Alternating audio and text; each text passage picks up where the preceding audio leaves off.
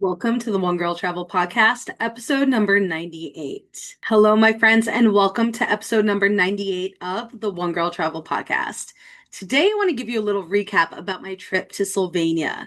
Now, if you're not familiar with Slovenia, don't feel bad because I really knew nothing about the country before I found out that the retreat that I'm working with this year was going to be hosted there. So I knew nothing going into this, but as I researched and learned about Slovenia, I got more and more excited about it. So I'm going to share with you what I did while I was there, some helpful tips and tricks that might help you on your next trip. And yeah, let's get into it. So for this trip, I flew from JFK to Frankfurt to Ljubljana. I had about a 2 hour layover in Frankfurt, so it worked out great. And I flew Lufthansa for the first time. I can't believe this was my first time flying Lufthansa. I heard so much about them and I had a very good experience with them for the most part. We'll get to that later. But I did get to fly on their 747-400. This is the upper decker plane and it's called the Queen of the Skies, and for good reason. Like, this plane is really cool. They only have about 26 seats on the upper deck. And at first, I didn't even realize that it was an option. And then I'm like, oh, wait, I can click a second level and there were seats there. So I found a seat on the upper deck because I figured this might be a once in a lifetime opportunity. They're slowly getting phased out. I don't know how long they're going to be around for. So I wanted to experience the upper deck in the 747-400, which did not disappoint. Basically, you're up there with a small amount of people. So it feels like you're flying on a private jet. There's nobody around, very quiet. You have your own bathroom, you have your own flight attendants, and I felt like very taken care of on that flight. I loved it. The only thing to keep in mind is that the seats, they're business class seats, and there's no partition between the two. So if you're sitting next to somebody you don't know, you're next to them. There's really not that much space or privacy from your seatmate. So just keep that in mind. And also, when you're flying on certain flights, you have to look up the seat map. I do that every time I go to book my seat. So I go to Seat Guru and I go on there, I type in my flight information, and it shows me the map of the plane that I'm flying on. And that's how I like to choose my seats, because people add notes in there saying this seat doesn't recline all the way. This seat might be noisy because it's close to the gallery. This seat says it's a window, but there's no actual window there. So that's how I choose my seats. And when you're looking at that map, pay attention. If you're sitting in business, some of the seats are both facing the same way and other seats are facing together. So their feet is right next to your seatmate's feet, and it's very intimate. But I mean, it's still better than just sitting next to hundreds of people in economy. So can't really complain about that. The business class experience with Lufthansa was very good. The food was average, plain food. Nothing really blew me away, but just the comfort, the experience, definitely would fly with them again. My only caveat to this is when I landed in Ljubljana, my checked bag was broken. The handle was completely broken off. I take really good care of my luggage. My luggage was an investment for me. I've had it for a few years and I'm very careful with it. And when you fly out of JFK in Terminal 1, there's a note at check-in saying that you have to remove any covers or any straps on your luggage before you check it, because they said that the conveyor belt's on the older side. So unfortunately, I had to take my cover off my bag, which I always travel with. It always protects my stuff. And I keep a strap on it to hold the cover on. I had to remove all of that. My luggage is ivory. It got filthy, it got dented, scratched, and it was completely damaged. So we'll get into that a little bit later about that whole procedure. But that's the only downside that I experienced on my way there with my Lufthansa flight. And when I arrived, I got my rental car. The airport's so small in Ljubljana, so that's nothing to worry about. You can navigate that very easy. And then right across the parking lot is the rental car area. I rented my car from Sixt and it was very inexpensive. I had the car for 2 weeks and it was approximately 360 euros. So really not that bad. And this was actually my first time ever renting and driving a car in a foreign country by myself. When I was in Champagne, France, I did drive a car in Europe for the first time, but I had two passengers with me. This time I was completely on my own. So I was a little nervous because I don't know how to read or speak Slovenian. I wasn't aware of what the sign said, and I was a little worried about that, but it was totally fine. GPS works there as long as you are set up with your phone provider to carry your service over. You're good to go. Just follow the GPS. But this is a lesson I learned. When you put your GPS in, read it first. Look over where they're sending you. Because my first stop in Slovenia was a hotel called Hotel Plesnik, and it was basically in the Alps. And I didn't really think this through, how I was going to get to this hotel. I saw an hour and a half on the GPS. I'm like, no problem. I got this. Until it started taking me through the mountains. And I'm telling you, these roads, they're so narrow, and you are just doing these hairpin turns. You're doing switchbacks. Oh my gosh, I was so scared. I was so scared that I truly thought to myself, I just want to turn around, and if I lose all my money, I lose my money. Like, I didn't want to do it anymore. That's how scared I was. Now, mind you, I live in New York on Long Island.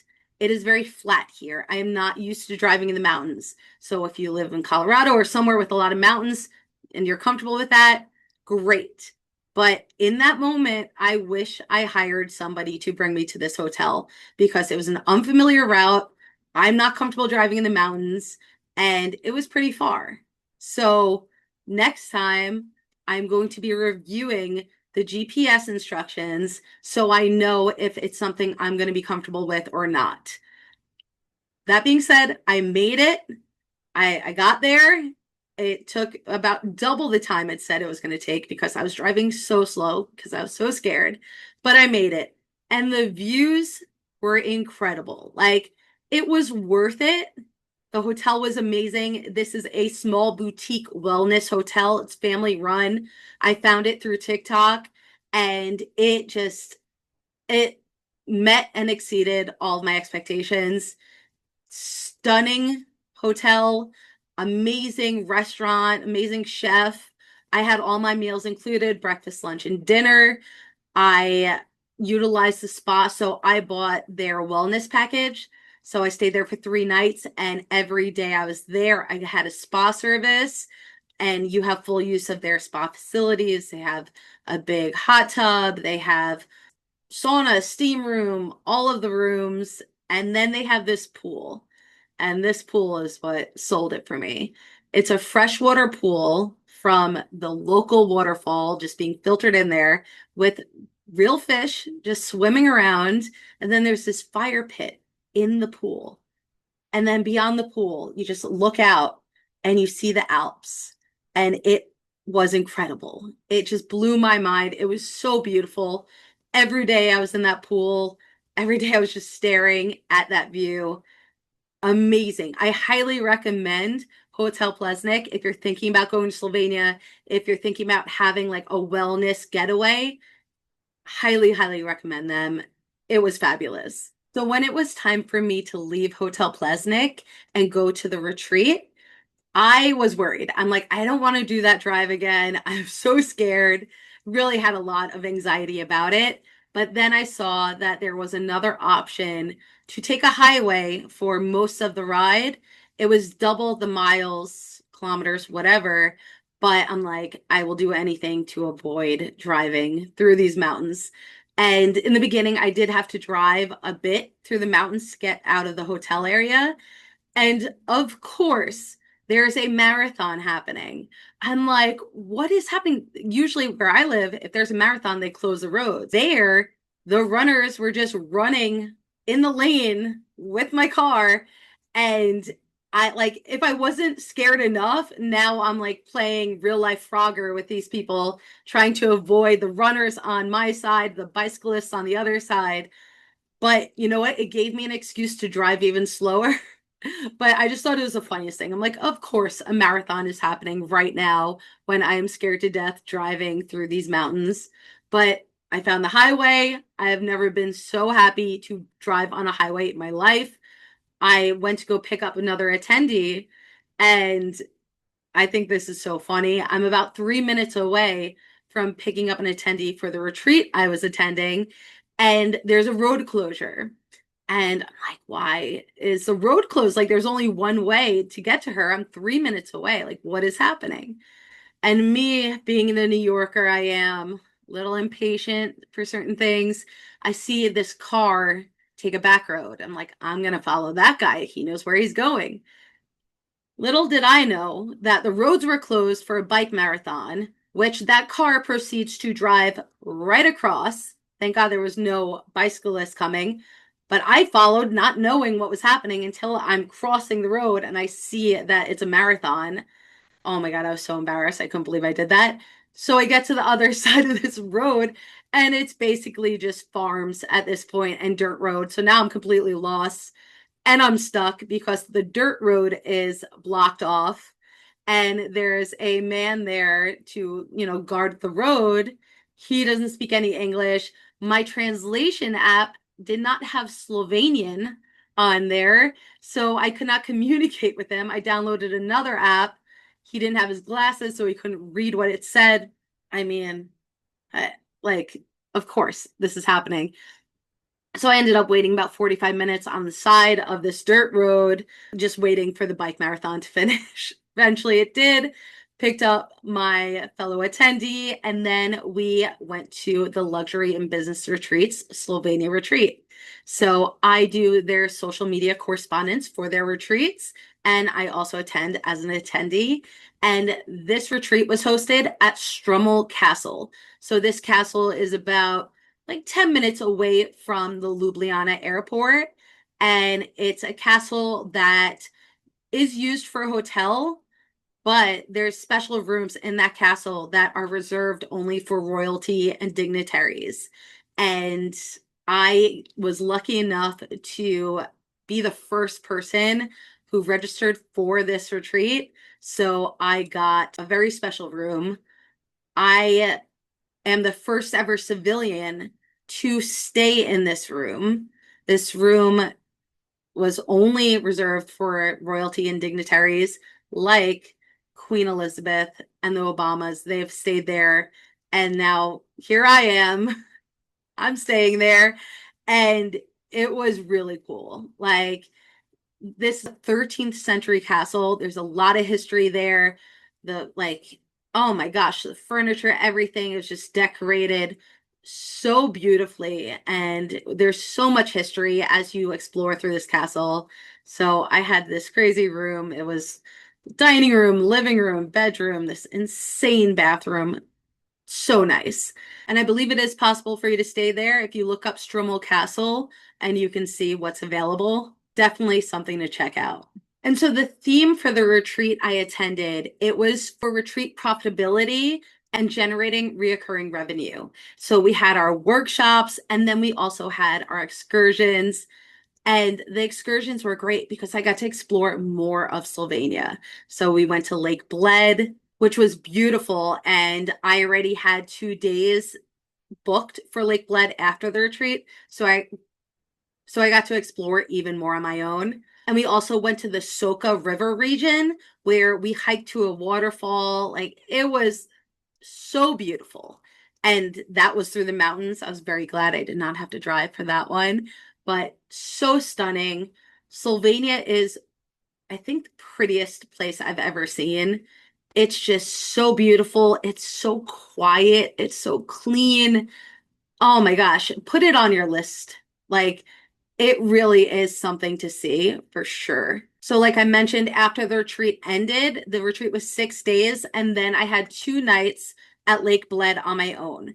So, in Lake Bled, I stayed at Hotel Levec, and I would definitely recommend this hotel. They had air conditioning, which is like such a score in Europe. The room was great, plenty of room, clean, modern. The location was perfect for Lake Bled. I was able to walk everywhere I wanted to go.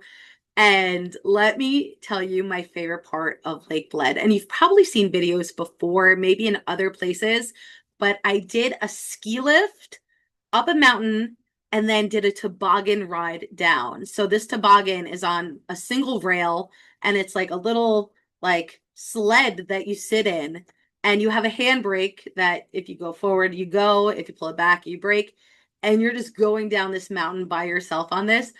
It was so much fun. I had the best time. I'm so glad I did it. Definitely add that to your list and maybe do it twice. I only did it once and I could have stayed there all day doing it. It was so much fun and like gave me such a rush and just like such good energy because it was something so like exhilarating and something I haven't done before. I loved it. And then from the toboggan ride, I walked down to the lake.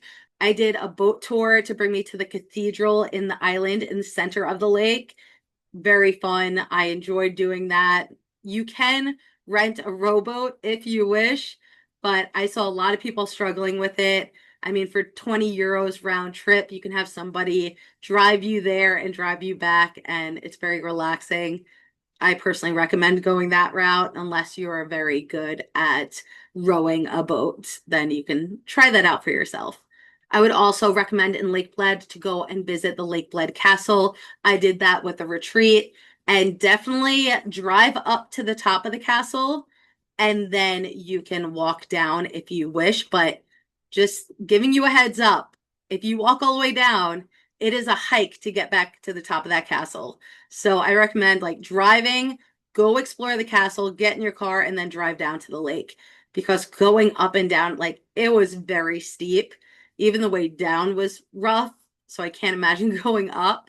But if you're into that sort of thing, sure, challenge yourself and do it. But I do recommend driving to the castle, touring it, driving down, and driving down to the lake. My personal thoughts. So after I got to experience Lake Bled, I finally made it to Ljubljana. Now, Ljubljana, as soon as I got there, I'm like, this is my vibe. I loved Ljubljana. I would go back to Ljubljana in a heartbeat. Ljubljana is like everything I love about any European city. It's quaint, it's by the water, there's outdoor cafes, there's little shops, there's people, there's music. Just the vibes of Ljubljana is everything. I loved it. I felt so safe walking around Ljubljana. No issues at all. I explored it. Definitely recommend getting yourself a Ljubljana card. It's through their board of tourism. You spend, I forgot how much it was. I feel like it was like 40 something euros. I got a 48-hour card because I was there for 2 nights. And you can go to all their attractions for free with this card. So I did the funicular, I think it's called, like that outdoor elevator that brought me up to the Ljubljana Castle. I went through all of the museums in the castle, toured all over there. I came down, I did a boat tour in Ljubljana. I did a train tour. Oh my gosh, let me tell you. In Ljubljana, they have a chocolate museum that's included in your Ljubljana card. I went to this chocolate museum. First of all, the way to get down in this museum, there's stairs, but they offered a slide. It's like a tunnel slide. I'm like, how can I not do that? I need to try it. Me being me, it was the most ungraceful thing that you can imagine. I'm just like bouncing around in this tunnel, but so fun. Like I love that sort of thing. And you go and you get to see how Ljubljana had incorporated chocolate into their culture and the whole chocolate making process. We got to try some raw cacao, and then they brought us into their tasting room of their chocolate. Felt like I was in Willy Wonka. Like they open the doors to this one room and it's decorated like Willy Wonka, but oh my gosh, it was all the chocolate that you can eat, just chocolate samples everywhere. And they had flavors like tarragon and oregano and like poppy seed, all these really interesting flavors they had in the chocolate. And it was only a group of four of us, and we just got to run wild in this chocolate museum and taste all this chocolate. It was so good. I loved it. And then I went to the House of Illusions. that was the last place I went. And I like that sort of thing. I think it's fun. They had that mirror. When you look at it, it shows your true reflection because standard mirrors reverses your reflection, so you never truly get to see what you look like. But this mirror shows how other people see you. And I always wanted to see that. And I'm really glad I had that opportunity in the House of Illusions. It was really cool. Like I looked at myself in a way that I don't think I've ever looked at myself. And it just gave me like the feels, like of appreciation for who I am and how far I've come and just everything. So that was really fun. And then I finished my time in Ljubljana with a dinner and show. I bought it through Viator, whatever it's called. But I booked it last minute. I'm like, I just want something that's more like social. My last night, I kind of regret it. I'll tell you why. So it was a traditional Slovenian dance act that I also got to see during the retreat, and then a traditional Slovenian meal. I'm like, okay, cool. Like, let's try this. Thing was, there was a Kontiki tour, which is an amazing company, and it's for younger people. I think it's like 18 to maybe 25. I forgot what the range is, but solo travelers and just young people to travel together. So I love the idea. It's great. But there was like, gosh, probably 30 of these young adults there that were just, I don't know why it felt so loud to me. And then like I made it the whole trip feeling good. And I just heard like this crescendo of coughs coming off of them. Like, oh my gosh, it's coming for me. Like these people are coughing everywhere. So like, I don't know. It just, and we were in a small room, so it just felt like a lot. And then there was another group from Brazil that was there too, another large group. So it was just very loud. And I don't know. I didn't really enjoy that. I wanted a more, I think, elegant experience. And this wasn't it. This was more of like a touristy experience. So keep that in mind when you're booking your tours. Just know what you're into and what you're not. But lesson learned, like it was good. I wasn't into it. I would have preferred something different. But you just got to try and see what you like, see what you don't like, and now you know for next time, right? But Slovenia really just I was there for 2 full weeks and I found it very easy to navigate. Um, like I mentioned with the street signs, some of them were in English, but some were not. And I really had to rely heavily on my GPS, and I was just following that. So fingers crossed, it's telling me the right things to do because I didn't know like what roads I cannot go down or whatever. So just be mindful of that. For this trip, because I was driving the car, you do have to get an international driver's permit. So I am a AAA member. I just went to AAA and signed up for it. It took minutes, and you just keep that on you in case you do get pulled over. Thankfully, that did not happen. And yeah, Slovenia should definitely be added to your list. Amazing, beautiful, and it's right by Croatia.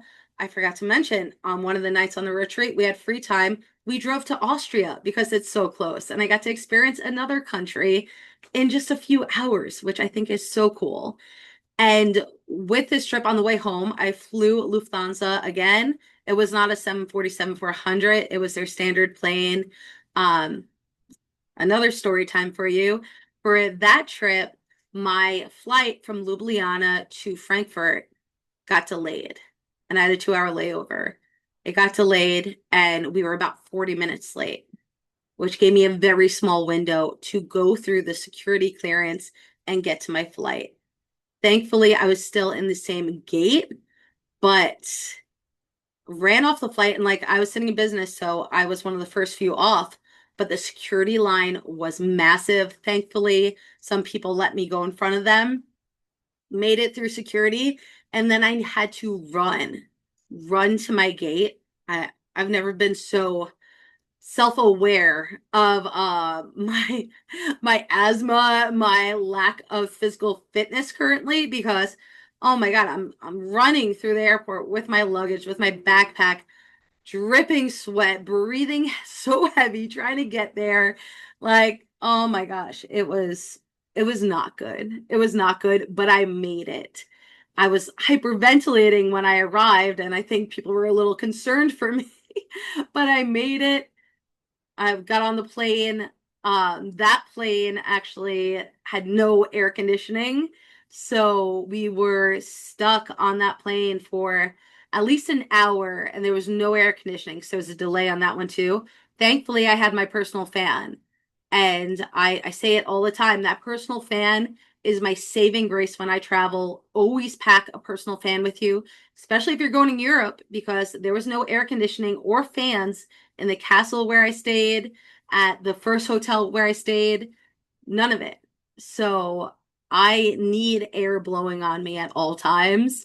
So especially when I sleep, I can't sleep if I'm hot. So I keep the personal fan plugged in next to me and I just have it blowing on me all night. And it's a small little fan. I will link it in the show notes. I had this fan for years. I love it. It's super powerful. But thank goodness I had it because I was already sweating from running to the plane and now there's no air conditioning. So I had the fan blowing on me for a while.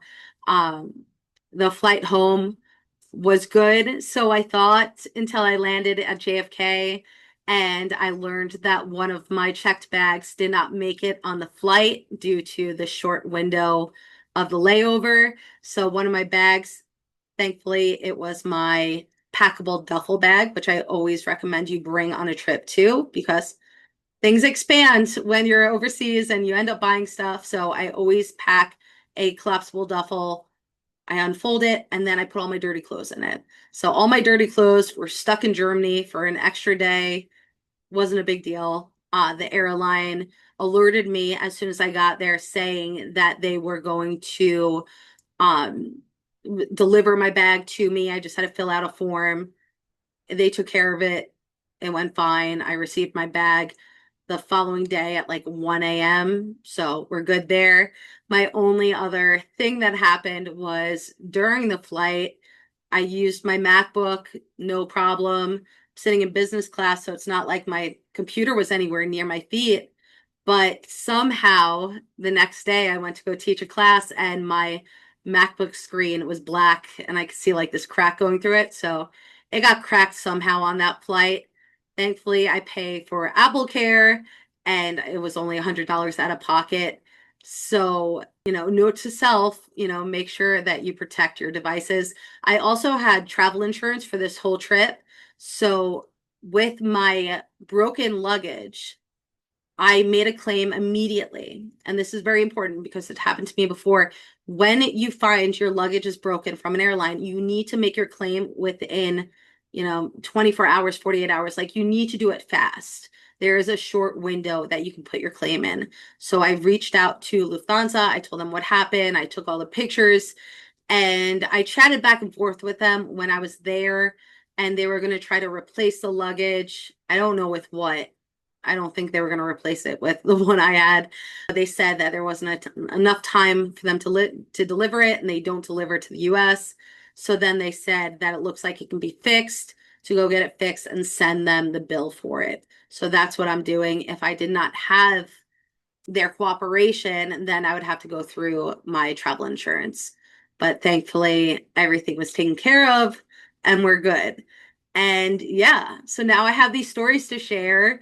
And if you need any help planning your Slovenia getaway, I am a travel advisor. I can help you with that, or I can share any tips or any of the places that I stayed at, which I was very happy with all my accommodations, but Hotel Plesnik, oh my gosh, that's a bucket list place.